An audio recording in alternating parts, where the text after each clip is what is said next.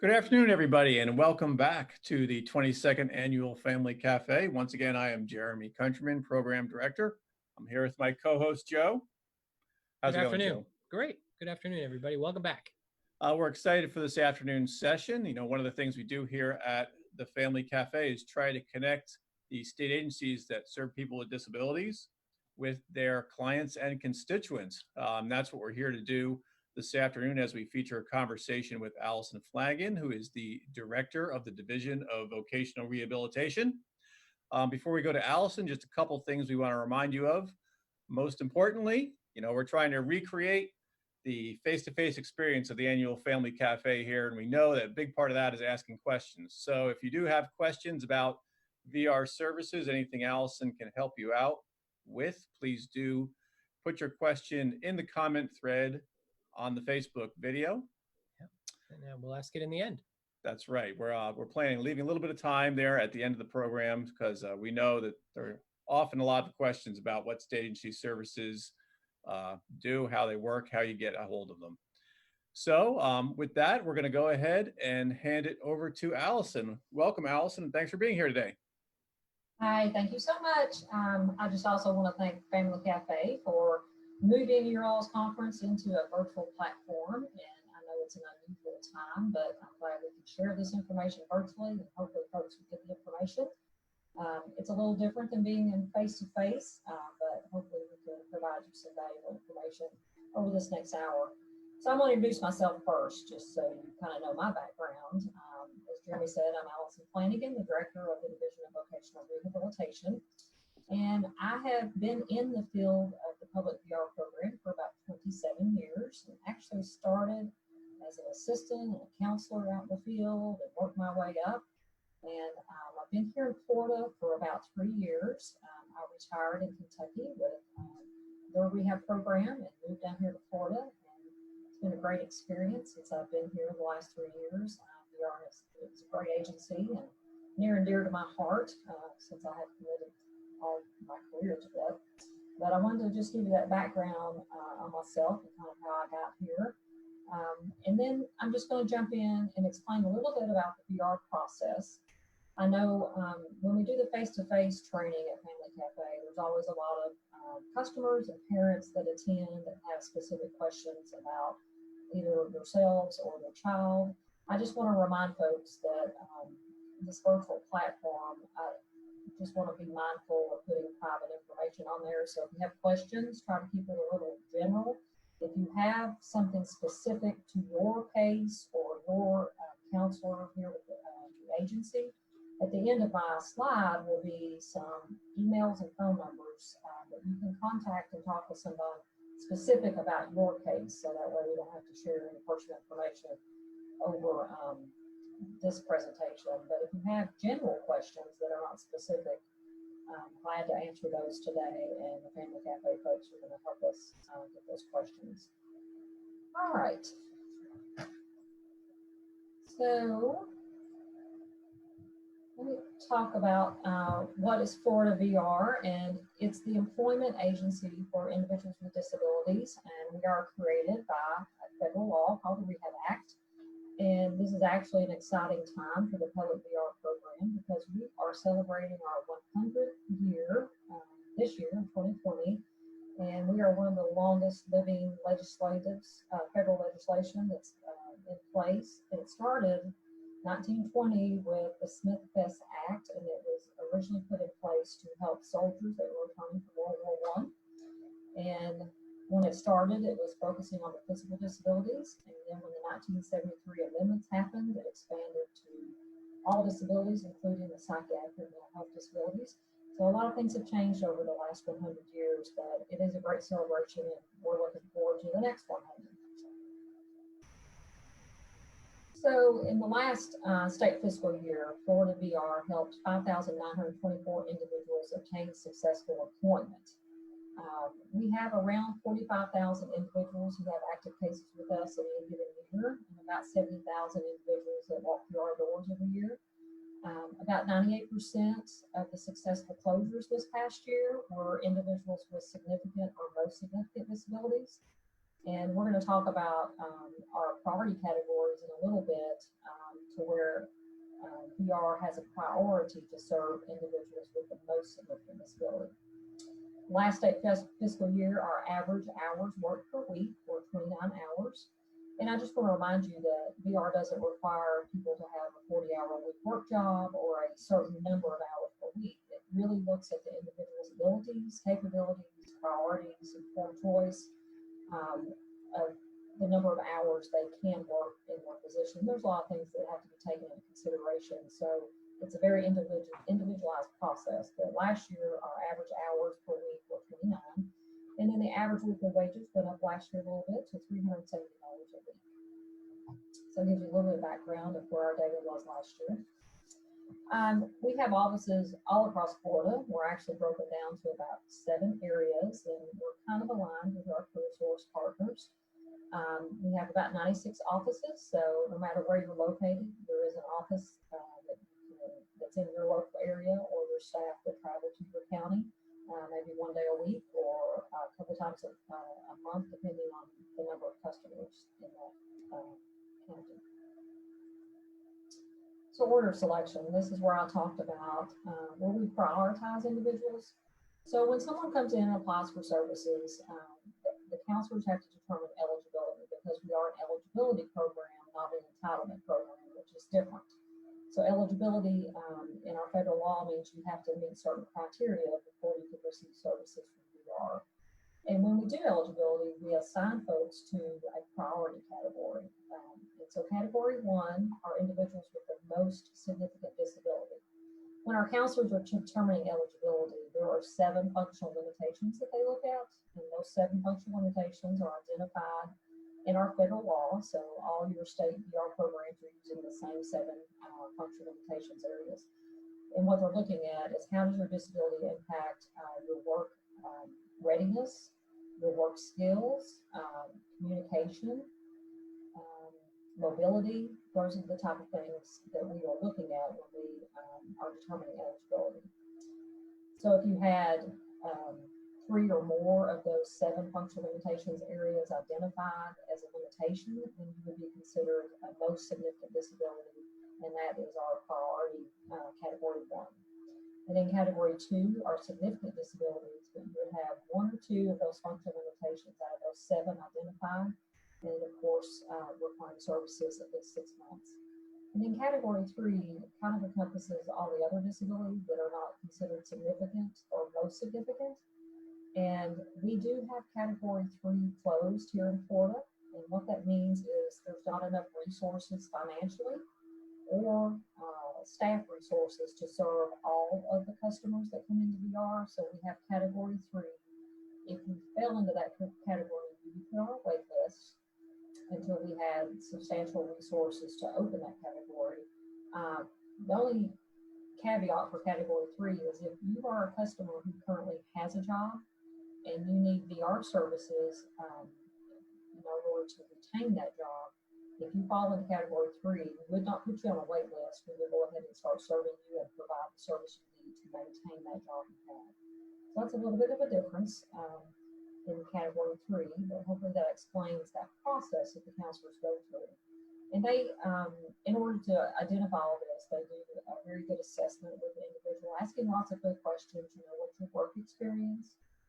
Academics, what's that background look like? What's your interest? What kind of job do you want to go into? And a lot of our younger customers really don't have an idea about what field they want to go into. So there might be a lot of job exploration and counseling happening, work-based learning experiences, interest inventories, things to help them start figuring out what is a career that would make me happy and something that I'm interested in doing. So that's a little bit of our order of selection. So this is a traditional VR process that a customer would go through. They get referred to VR, and they complete an application process, and then the eligibility determination is made by the counselor that they're assigned to. And we do have up to 60 days to determine that eligibility by our federal law. And our average is around 30 days, so we are well below that 60-day requirement. And after eligibility is determined, the next step is the individual plan for employment. That's IPE. that is developed, and we have up to 90 days to do that as well.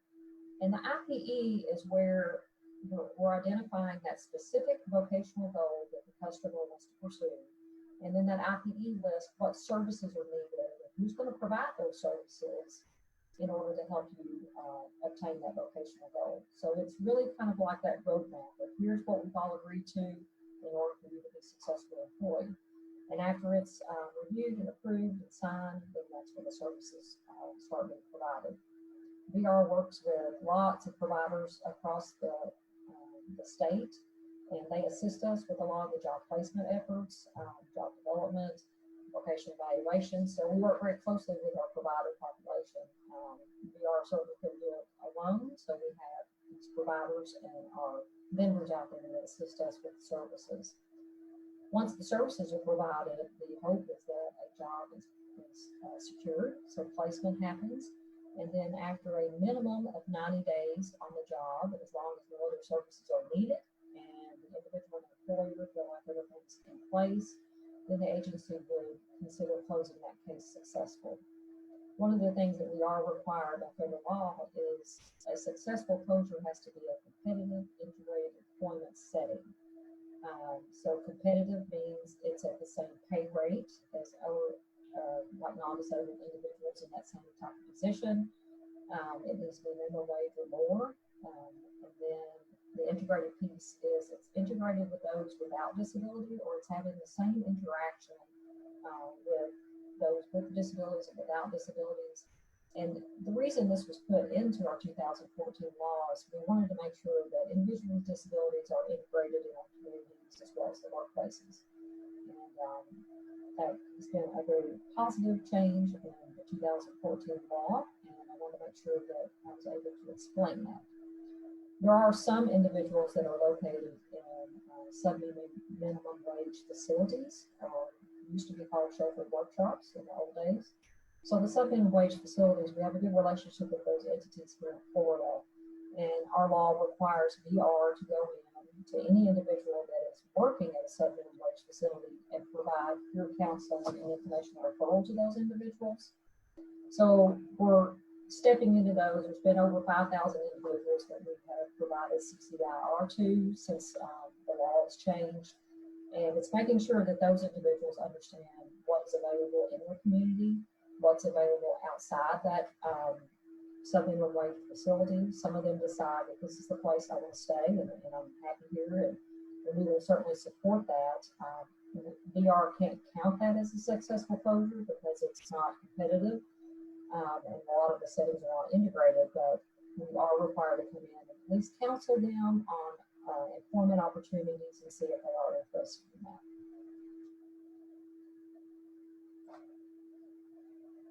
As I was mentioning, the Workforce Innovation and Opportunity Act, that's what oversees the VR programs in all the states, and that's where our law is and where we get our guidance from. It was updated in July of 2014, and it created a new focus on our business and employer relationships. So now we have the business employer as a customer, as well as the individual with a disability. There are specific things that VR has to report to our feds on how we are engaging our employers and businesses and supporting them in their efforts to diversify their workforce. And then in addition, in the 2014 VR changes was a big change for our transition age students, age 14 to 21.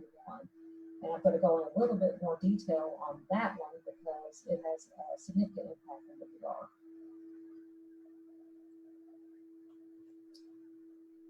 So what does WIOA mean for VR? It means our counselors are taking referrals of students with disabilities as young as age 14, and students with disabilities is 14 to 21. We're providing the pre-employment transition services to those high school and post-secondary students. And then the pre-employment transition services are delivered to students who are eligible for an IEP or a 504 plan, or they are regarded as having a disability. So basically any student with a disability may benefit from receiving pre-employment transition services. And I'm going to go into more details about exactly what pre-employment transition services are in these following slides. Remember a moment ago, I just talked about the traditional VR model and how you go through the referral, application, and eligibility process. The pre-employment transition services has a little bit of a different process than the traditional service. So I want to make sure folks understand that difference. For students who are in school, we have intensive services and supports for youth that are in high school. Discovery is one of them, and this is where we're going to find out their interests. We're going to explore their interests, their aptitudes. A lot of times, discovery is for individuals with a very significant disability, and they usually don't have that work experience. They don't have a lot of knowledge about working. And so the discovery is a good team approach to really help you dig in, evaluate, and identify what would be an appropriate vocational goal for this individual. The inclusive post-secondary education programs is another intensive services supports for youth, and we have several colleges that have the IPSI programs, and this allows an individual with developmental and intellectual disabilities to actually participate in post-secondary training programs that are very specific to their learning needs. Work-based learning experiences, we actually are getting a lot of positive feedbacks on the work-based learning experiences for these students. And this is actually allowing them to find out, what is involved in this certain career area or this employer setting. What would it be like to have a day there? Is this something you want to do for the rest of your life? So when you think about back when you were in high school, I'm old, so I would think back many, many years ago, my first job was a fast food restaurant. I think that's common for a lot. And it quickly helped me understand that this is not the career that I want to have for my life. So that experience that I had in high school helped me shape what my future was going to be. So when you think about students who have very significant disabilities, a lot of them are not given that experience, that first job in high school.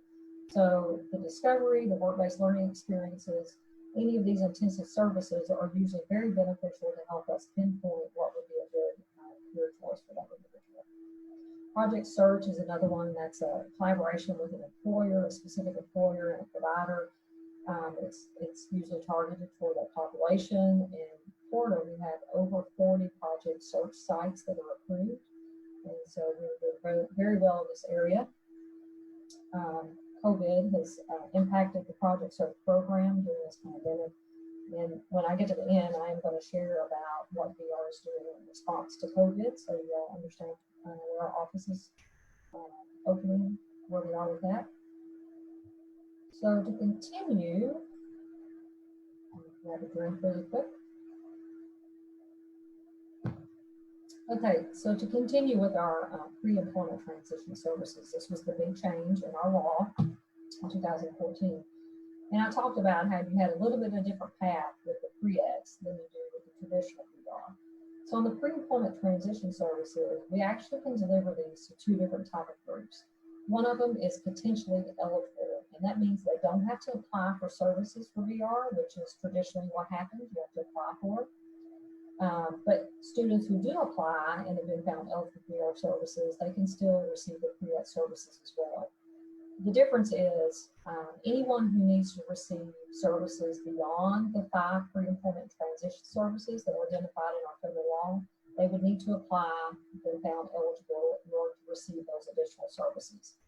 So the pre-employment transition services are very defined in our federal law. And honestly, they're a little narrow if you want to know the truth, but we can only provide those pre-ex within those 5 areas, and any services the student needs beyond that, they would need to apply to determine eligible and have that plan developed with those services on there. So these are the 5 pre-employment transition services that are identified in our federal law: job exploration counseling, work readiness training, self-advocacy training and peer mentoring, post-secondary educational counseling, and work-based learning experiences. I'm going to go over each one of these in these next slides. So job exploration counseling. These are services that review options that are best suited to the student's skills, abilities, aptitudes, and interests. And these things would include career counseling, It may be a labor market research to understand what the labor market is saying in that area that they're living in. Is there going to be jobs available in a certain area? What are the top jobs for growth? It allows you to look at what are the salaries, the average salaries for those positions. So a lot of information can come from a labor market research activity. Interest inventories may be included in job exploration counseling, career speakers, career awareness. And again, exploration is the key word here, the job exploration counseling. So when you think about students ages 14 to 21 with disability, this is a great service because they're going to explore the different job options out there. And a lot of times we hear from individuals that they want to be a teacher or they want to be, a homemaker. This is because these students, that's what they're exposed to. A lot of times they're only exposed to the school setting, so they're familiar with what teachers do. They may be at home with their mother who is a homemaker, and they may decide this is what I want to do, but that's just because that's what they're exposed to. So job exploration counseling allows them to look at, wow, there's a lot of options out there, and based on my interest, this might be a good path for me to follow.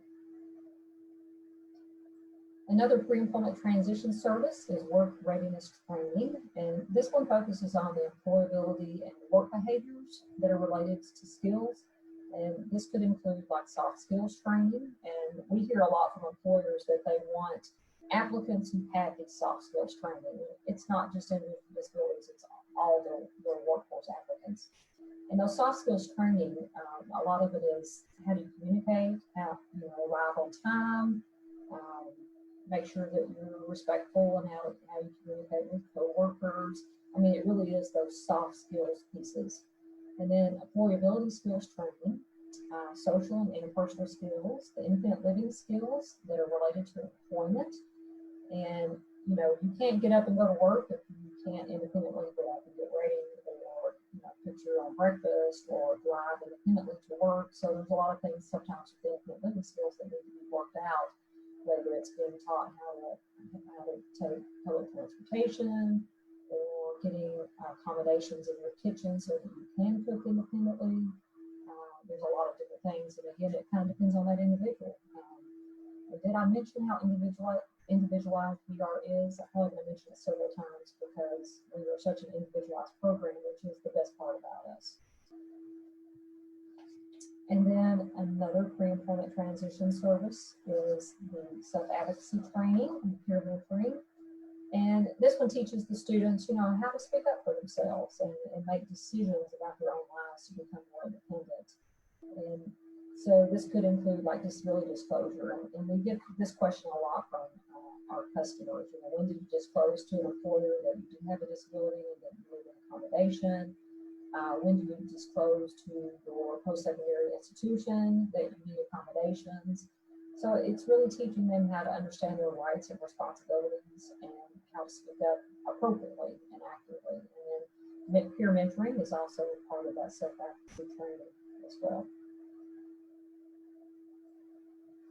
Post-secondary educational counseling, that's another of the pre-ed services, and this one provides an awareness of the career educational options at our post-secondary institutions. And a lot of individuals, if they identify that vocational goal, a lot of times it requires post-secondary training, whether it's a short-term certificate type training program, a 2-year associate's program, or a 4-year bachelor's, or even a 7-year master's program. It depends on what that vocational goal is and what requirements are there for you in order to get that position. So that's what we look at. And post-secondary educational counseling may include us sitting down and looking at all the post-secondary institutions that provide training in your interested area and really helping you identify which one is the best fit for you and the most appropriate. So that may be a lot of it. And then the last pre-employment transition services is work-based learning experiences. And of course, this one includes paid or non-paid work experiences in the community. It could be a volunteer work position, it could be job shadowing, pre-apprenticeship, apprenticeships, employer mentoring activities.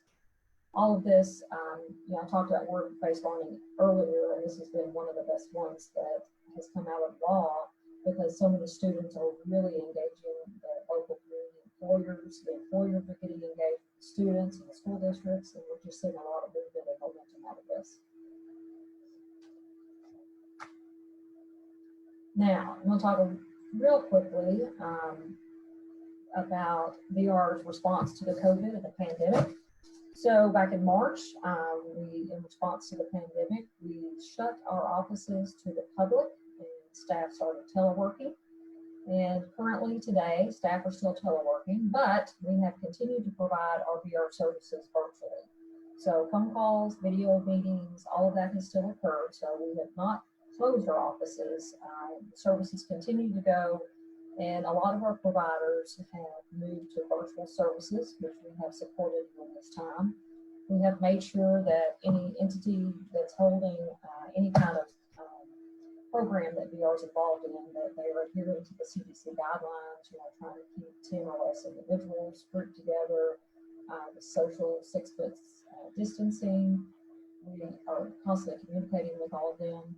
This week, our staff started coming back into our offices on a rotational basis. Not all staff, but we did have our volunteers, so offices have very limited staff that are in the offices right now. We were trying to prepare and get personal protection equipment, all the disinfecting masks, gloves, all of that stuff in place, which everything is, but we want to make sure everything is ready for when the customers come back to our offices, because we want to make sure we're protecting our customers as well as our staff.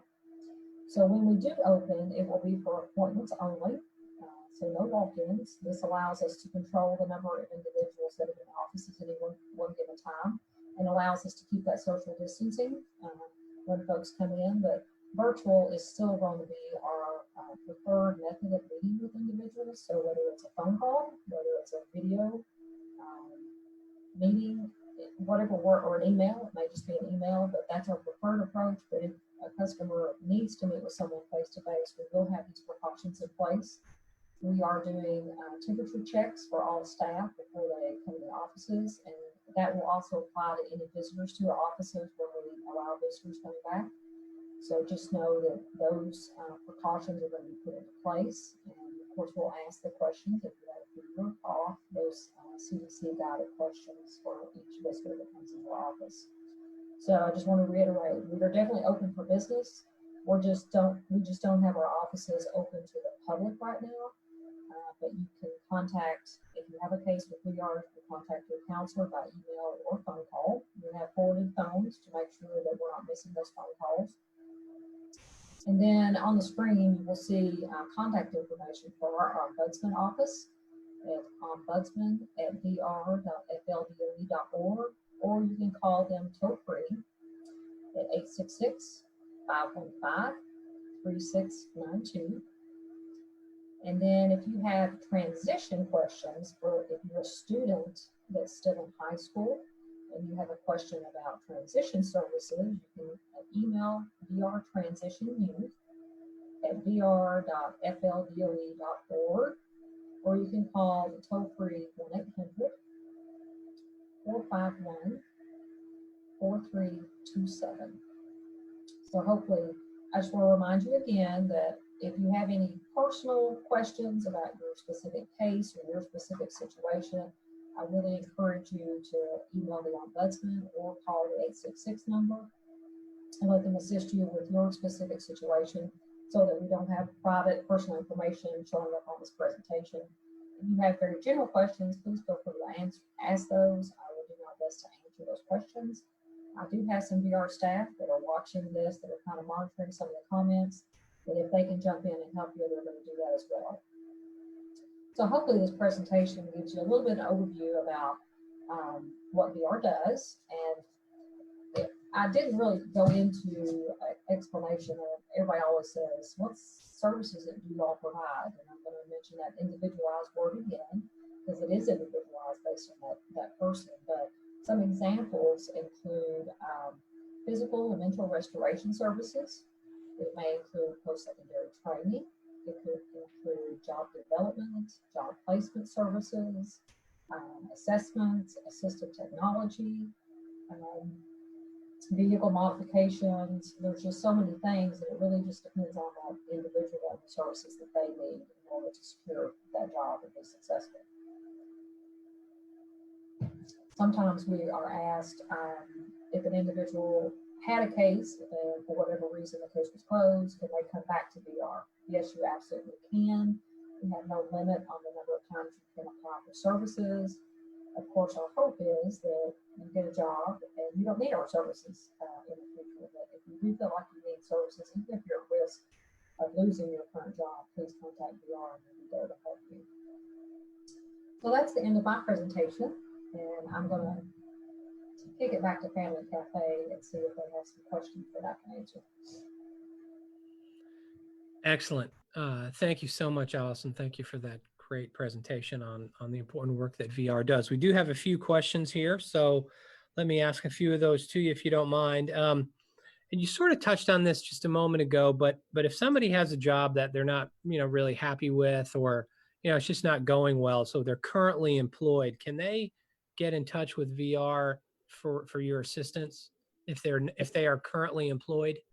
Yes, absolutely. So if you have a job and you either are at risk of losing that job because of the lack of accommodations or maybe required training, you can come back to VR or apply for VR and let us assist you in maintaining that job. If you have a job that you just absolutely hate, it's not a good match to your skills and abilities, then contact VR. And I know people have to have money. You got to pay your bills, right? So you're probably going to have to keep that job until we can assist you to find that better job. So yes, absolutely contact VR and we will assist you in finding a more appropriate job for you. Thank you. Thank you. Another question we have, could you explain a little bit the difference between the exempt and the non-exempt services that VR offers? So in our federal law, it actually lists specific services that are not allowed to have a financial needs testing done to it. An example is like vocational guidance and counseling, rehabilitation technology. Those are very specific things that VR cannot ask a customer to contribute financially. So that's what you would call those exempt services. The non-exempt, like post-secondary education training, it is a financial needs component to it. So if you are approved, you've applied to college and it's agreed that you got to have this degree to reach the goal that's been identified, your vocational goal, you will go through the financial needs testing process to determine how much assistance VR can give on post-secondary training. So that's an example of that non-exempt service. Speaking of post-secondary training, I know you mentioned this a little bit in a couple places during the presentation.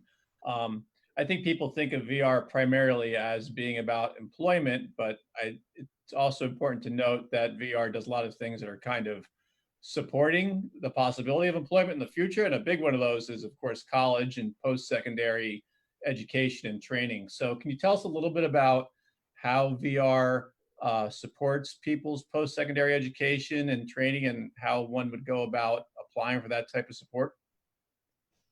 It's all going to start with that contact with the local VR office, and you're still going to have to go through the application eligibility plan development process just like anyone else would.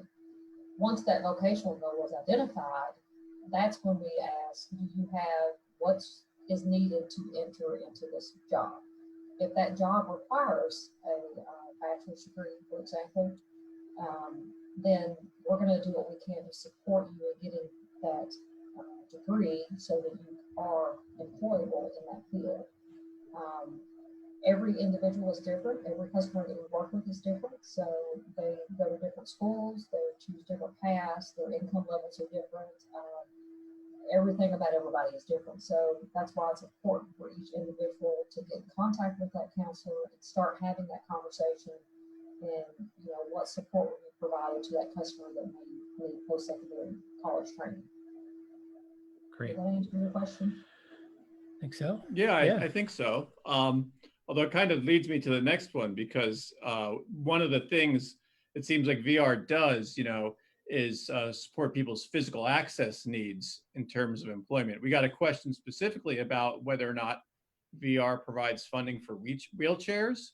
So it'd be great if you could talk a little bit about that specifically, but maybe you could also address more generally what kind of, you know, physical access support VR offers. I know you mentioned vehicle modifications, and that's something I know people have asked questions about before. So what are kind of the expectations and what's the role of VR in accommodating those kinds of requests? Well, I hate to be a broken record, but I'm going to flip it back again to that individualized approach. It's really hard to make a general statement in VR, you know, like, oh yeah, we'll pay for a wheelchair, we'll buy you six, because it just doesn't work that way. Each individual that comes in our offices, we really have to look at their situation and what is the need for like a new wheelchair, or you know, if their existing wheelchair is no longer working. I mean, there's a lot of things we have to consider. But one of the things we have to consider is comparable benefits, and do they have any mechanism of purchasing this wheelchair through insurance, or finding the comparable benefits across the state, like the Florida Assistive Services and Technology. They may have something that can assist. So we're going to explore and make sure that we're using the tax dollars as best as we can, and spending it on as many people as we can. But I've learned a long time ago, there's never really a hard and fast no in VR, because we are individualized. So I'm not going to say that no, we wouldn't purchase a wheelchair, but I'm not going to say yes, we're going to purchase a wheelchair, because it's just going to depend on that individual situation. Right.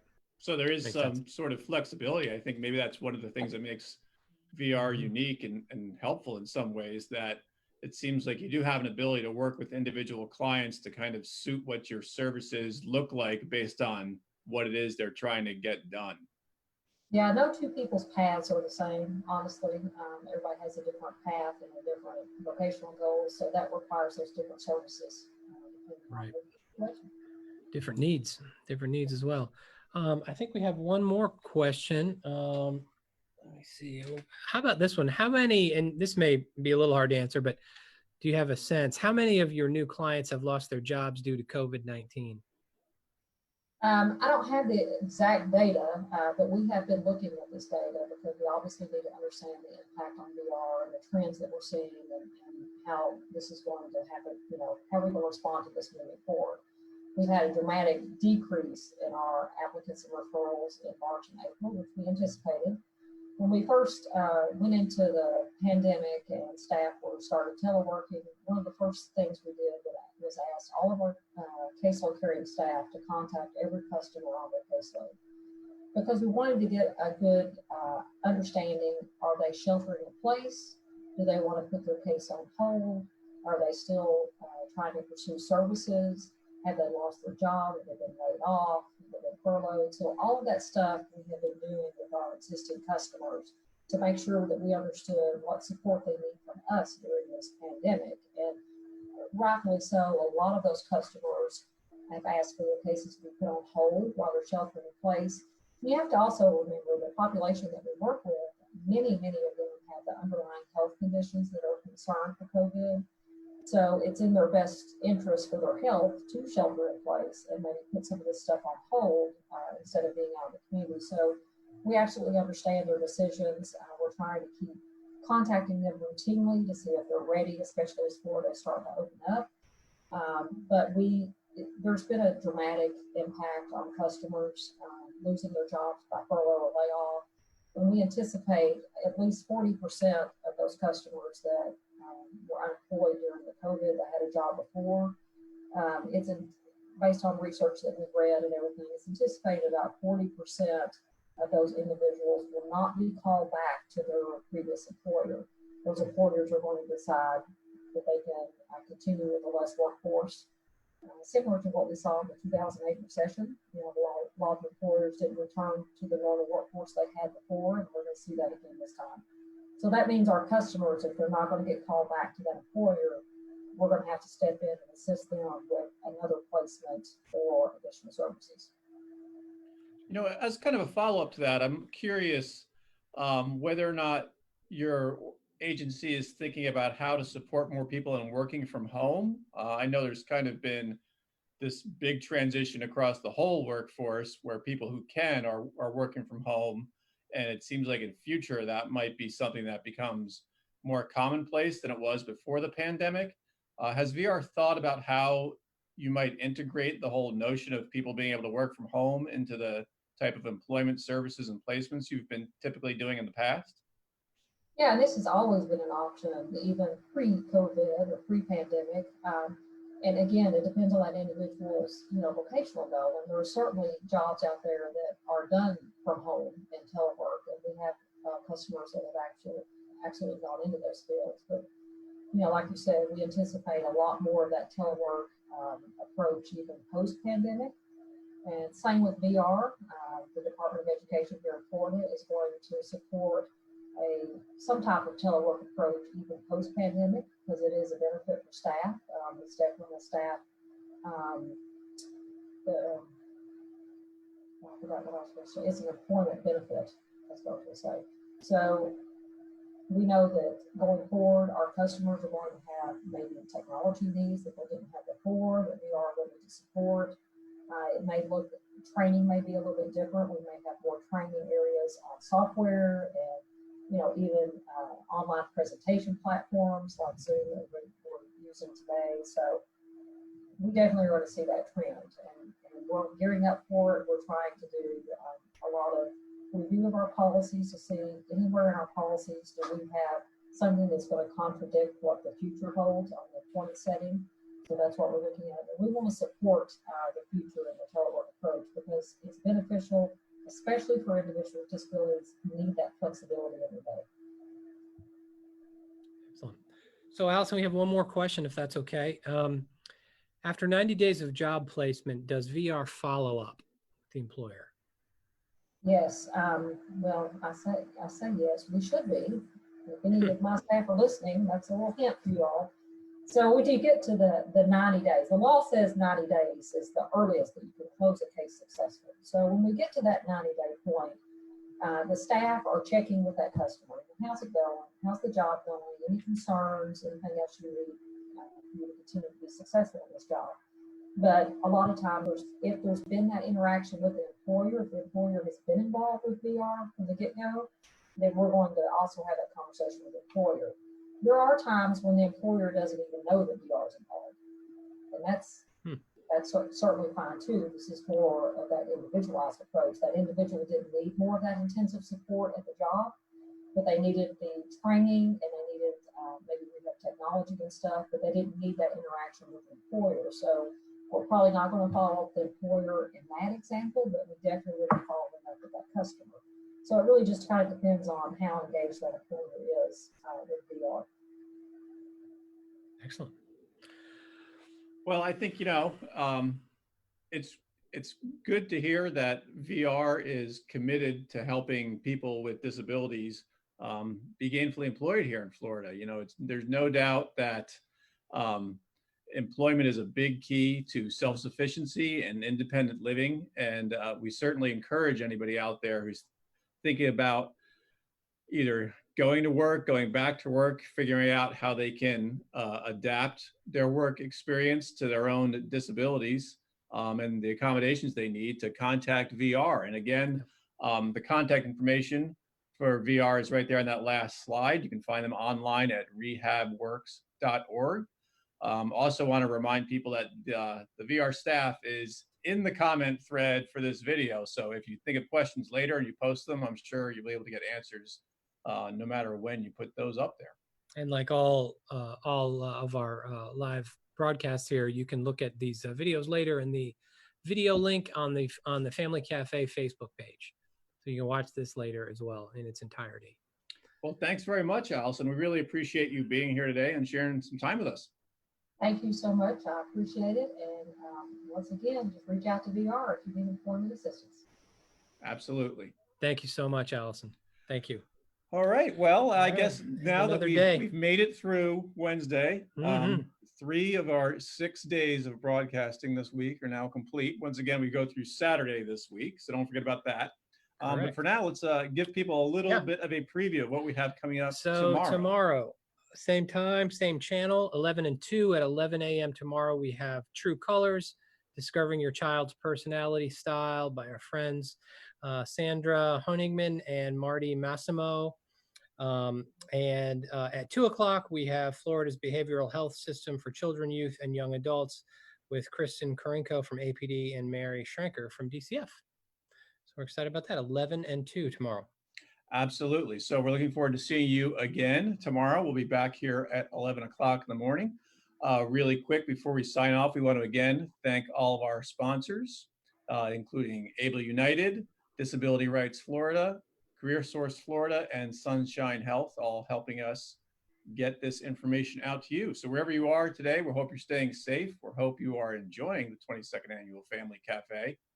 And we're looking forward to bringing you more of it tomorrow morning at 11 o'clock. So we will see you then. See you tomorrow, everybody. Thank you.